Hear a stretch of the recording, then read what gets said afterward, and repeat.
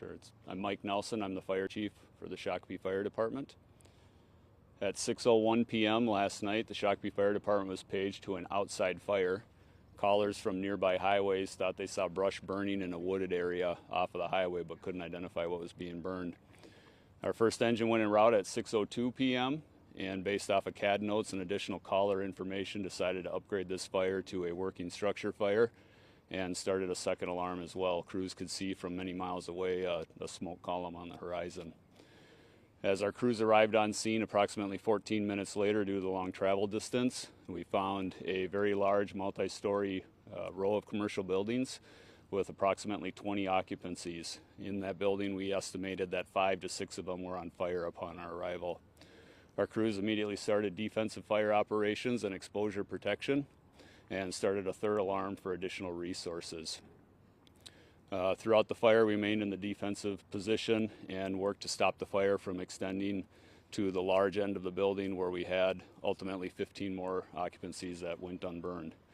We're still working on a full damage assessment at this time.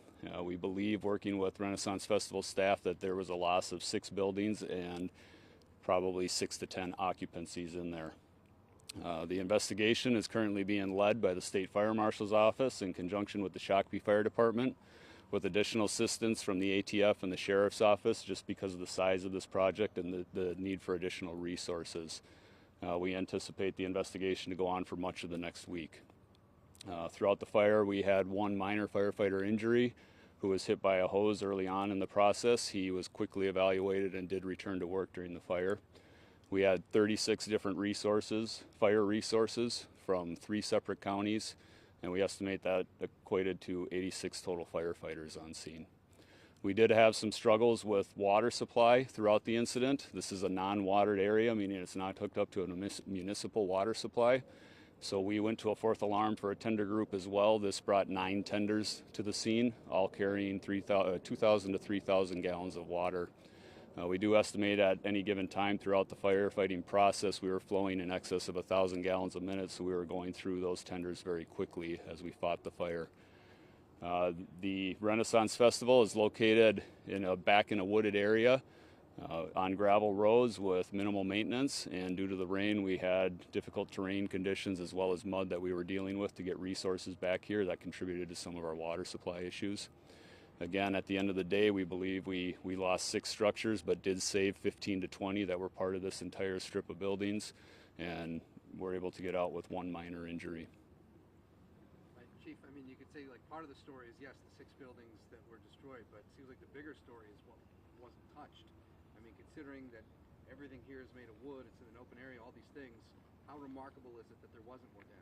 Yeah, we're very thankful for the work of our crews and our mutual aid partners that came in. This is a difficult situation with all the wood structures, as you stated. I don't know the total number of buildings on premises, but we definitely saved the majority of it with only the 6 buildings that were lost. How clutch was that cement wall, too? Yeah, there is a block wall to the long end of the building, and that played a tremendous role in helping us stop the fire. We had crews on both sides of the structure working on creating a fire break there to ensure that we were able to save the rest of the structure. And the block wall contributed greatly to that.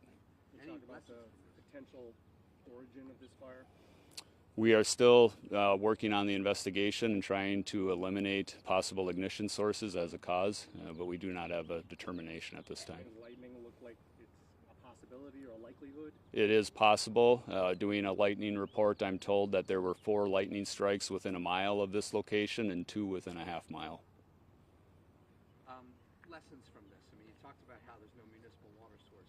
Is that something you want to see here in the future, considering how many people come here during the year or when the event is over?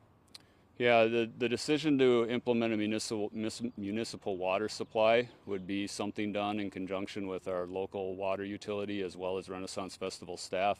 The reality is this property is located quite a ways out of the Shakopee boundaries, which would be the closest water supply, and it would be an expensive and long ongoing project to make that happen. So, yeah, this being quite a commercial area and very popular area in a non-watered environment is not uncommon throughout the state. So they're not unique in the challenges here, and fire departments across the state do very similar things to us with the mutual aid resources and tender groups to tackle those issues. But it seemed like the system worked.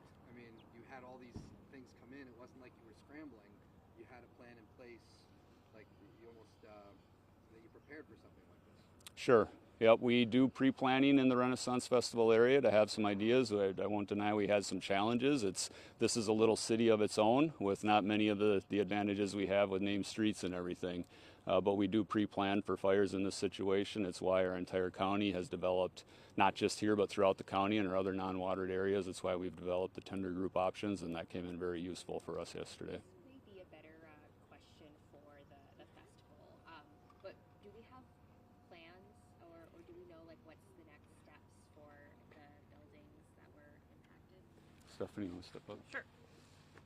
Yeah, so we'll let the investigation take place, and once that's completed, we'll start planning and figure out where we're going to go from here. We'll definitely plan to rebuild and open in August.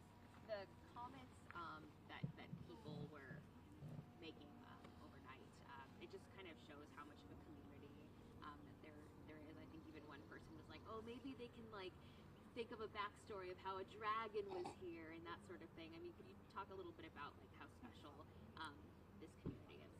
Yeah, so I myself have been here for 15 years, and I truly believe there's nothing like it.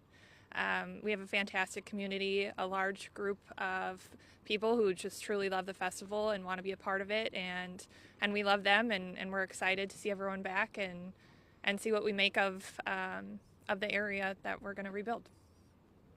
Do you guys have any other water supply? I know there's no municipal supply, and that doesn't really seem like a reasonable thing to have here, but do you have?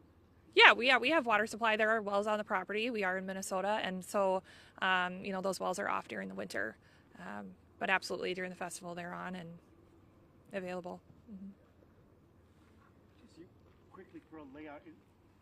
These buildings that burned, were they kind of like on that end of it, all just joined as it looked like one long?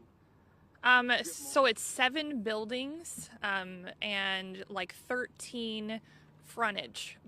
So different booths connected with kind of shared backspace. Yep. 3 of which were artisan booths. So we had 3 artisans directly affected.